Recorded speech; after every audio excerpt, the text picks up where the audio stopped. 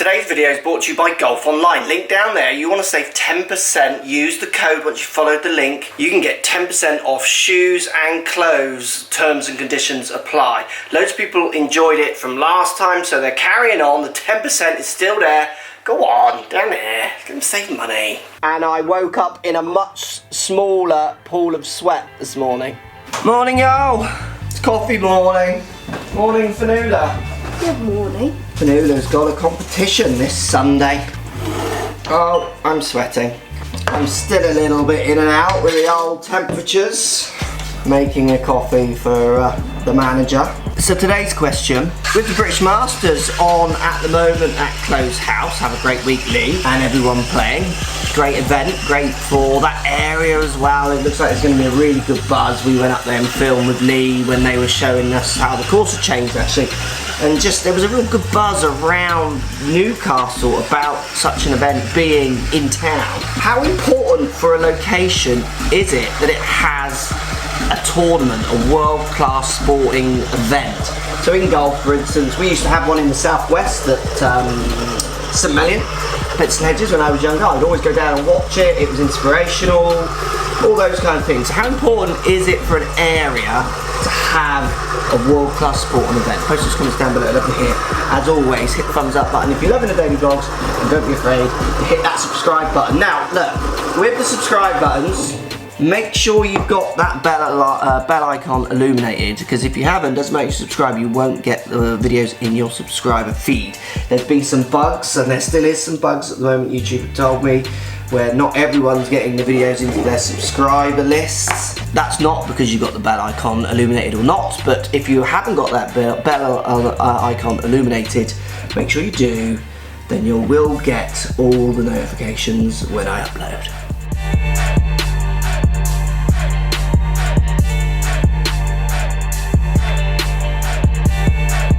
So today's swing's a great one because there's lots of good movements. It's a very safe action this player makes. Club face control looks okay, path looks fine, maybe going a little left, face looks maybe a little open to a path. But what I want to do is try and get this player to stretch out a little bit more. I want him to get a bit more height on the backswings, to get those arms up in the air a bit more. I want them then to be able to try and think about getting their hips, body to open up a little bit more on the way through, which then in turn might get their hands going up and left a little bit more through impact rather than looking like they're almost going down and left. I want to try and stretch this player out. When you get players like this, often you find that they reach their peak very early, and their peak isn't as low as handicap as they want to get to, where if you get them just to kind of get rid of some of their inhibitions and stretch out, their shots improve on height, trajectory, they can hit drivers, freewards off the deck, you start getting them to make a bit more distance, those kind of ideas. You can really transform a player's kind of ideas if you just kind of remove some of the safety nets they've put in. School run. How was the gym yesterday, Milo? Oh, power ups, bruh. First idea, I want you to try and get your backswing away from you. So golfers who tend to make the safe, very low rotated backswing, so not much trail arm rotation, arms quite low, all very safe, tend to get very close to themselves on the way down. This can encourage hand path going very left and club path going left with it. And not always, but for lots of golfers, sometimes the strike can be a little kind of bottom groovy, quite low, those kind of things. Let's get some stretch going on. Now, I like getting students to do this kind of idea indoors because it gives you much more awareness of stretch or not because of the things you can hit around you. So what I would do is just split your hands on the club. So left hand at the top, right hand down on the decal of the shaft on this iron. And I am just going to turn this iron above my head, feeling like I'm trying to get my arms as high as possible on my backswing. So it's going to feel like an exaggeration. By splitting the club here, all I'm doing is making sure when I stretch, I've got enough room now not to whack the ceiling or the light. It's kind of giving me a bit more leeway. So if you've got high ceilings, you can keep both hands on in the middle bit and try and get the feeling of stretching. I just feel I get a bit close to my ceiling. So split hands.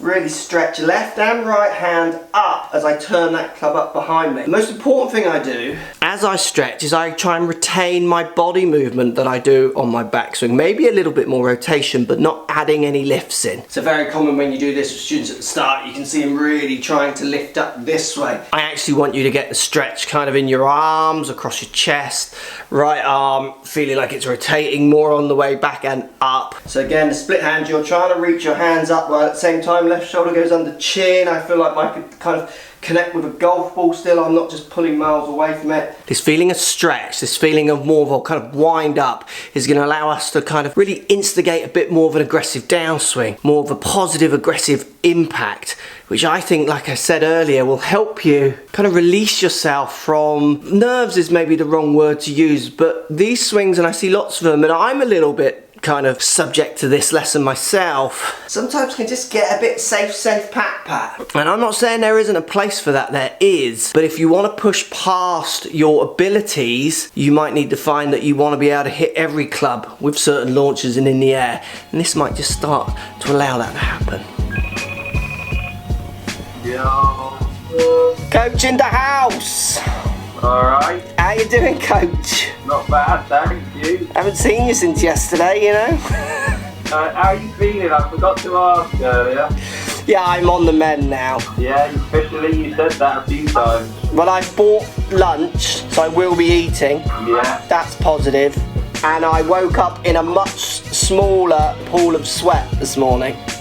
Oh.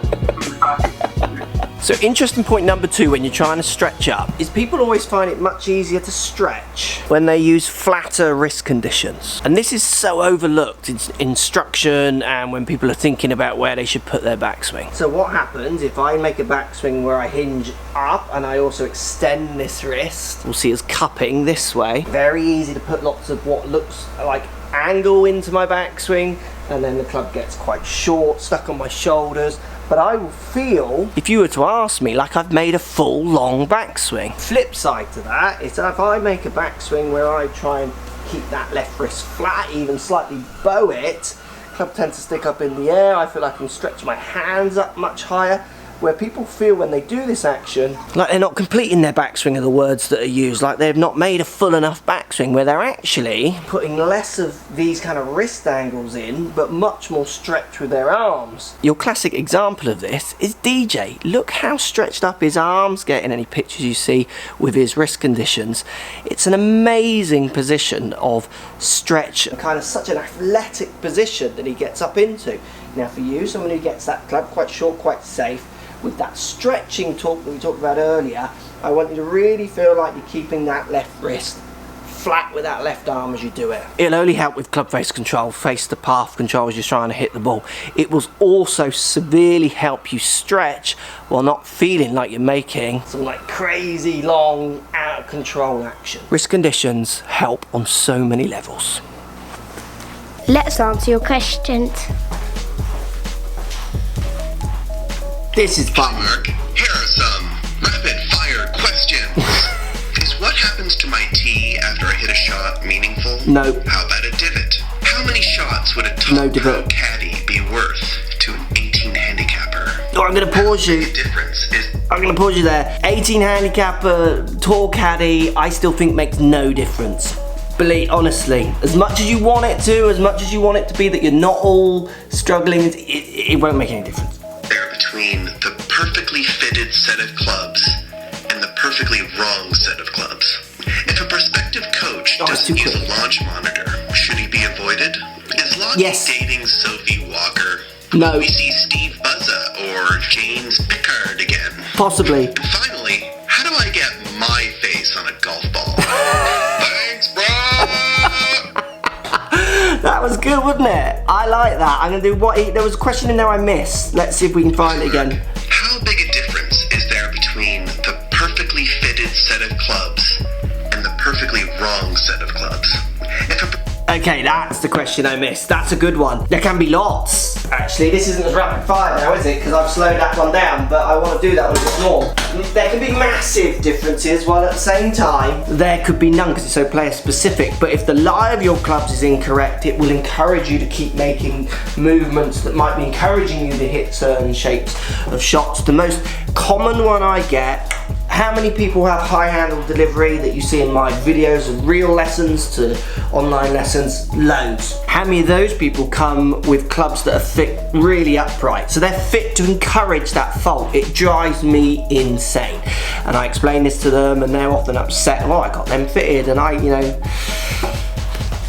I don't agree with the way they've been fitted, basically, because it's encouraging you to get the handle higher to try and lie them. You'd be better off having a standing or flatter set and see what you can do with your delivery for that. And that's the difference for me as a coach compared to a fitter.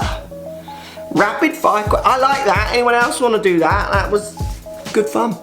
Collected. How was your combine harvester today? You've injured yourself. Whacking elbows on floors. Ouch. Last idea, now you're stretching on the way back. We need to now follow that backswing up with some delivery, some energy, some reason for stretch. I want you stretching more on this side. So the idea of stretching more this way is to help you get the feeling of stretching more on this side. So I mean stretching more in trying to push up with your body, getting your impact, getting your feelings of sending the ball up in the air with some energy, with any club that you choose to pick up, doesn't matter what loft's on it. So once we've stretched on the way back with those better wrist conditions, ideas now on the downswing, get left hip shoulder opening up as fast as possible. Really feel like you're turning that body open, while at the same time getting up through that left side, left hip, left shoulder, going up and back. So really feeling that as you're coming in to hit the ball, there's an element of coming down in to hit the ball, but as you're getting anywhere near impact, you are jumping up out of it. Now you don't need to go crazy with this, just with the added stretch on the way back, I think will make you want to feel more energetic on the way down and through. But I do want you to push it at the start, like go to your top measurement if you like. So do some practice swings and shots where you really feel like you're pulling up and around with your left side to hit that ball, really pulling out of this big stretch into a big stretch this way. And if you hit the ball well that way, then keep doing it. But if you find that really hard to connect, then maybe just kind of go more within yourself and then build back up. Basically, we want to get rid of this very close, safe action, while at the same time keeping all the good that you brought to the table. And I even get people to hit with one arm with this idea. So if you get just your right arm on the club, holding down the handle, trying to hit shots with one arm requires quite an amount of body rotation and turn. So just put a ball on a tee, get your right hand on the club down a handle and hit some, feeling that body opening and coming up to the left. Then literally both hands on the club, put the ball down there, same ideas. If you pull this off, and not everyone does, because some people find it really hard to let go of that kind of safe action. I'm one of them to a certain extent. Then it's certainly something you should try and push, you should kind of have a go with, even if you use it only in some certain situations. I use these ideas if I want to get a par 4 in 1, you know, those drivable par 5s. You'll watch on some of the videos are on the drivable or the kind of shorter par 5s where I want to get there in 2. I might do something on the tee slightly different if there's enough room. I will make that bigger stretching, jumping action and even step through that I use, try and push a bit more out of it. And there's a big part of me that wishes I grew up playing that way, because that's certainly where golf is now. And for lots of amateurs, they're very keen just to try and pat the ball down the middle, and that works. But if you want that handicap to keep coming down and you don't want to level out, sometimes you have to push a little harder.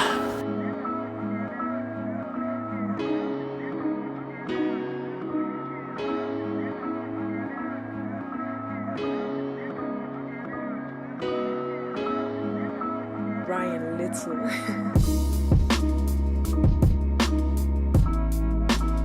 Right, we've been to the range. One girl was whacking it, one boy was whacking everything. Wow. One girl liked eating chocolate, didn't you? I saw you throwing them. See you all tomorrow. Thank you for watching. As always, hit the thumbs up button if you love my daily vlogs. Don't be afraid to subscribe as well to the channel. Remember, today's video brought to you by Golf Online. That code MARK10 still running, 10% off shoes and accessories. Terms and conditions apply. Link down below. Go and get some discounts. Go on, go and get things cheaper. Just cheaper.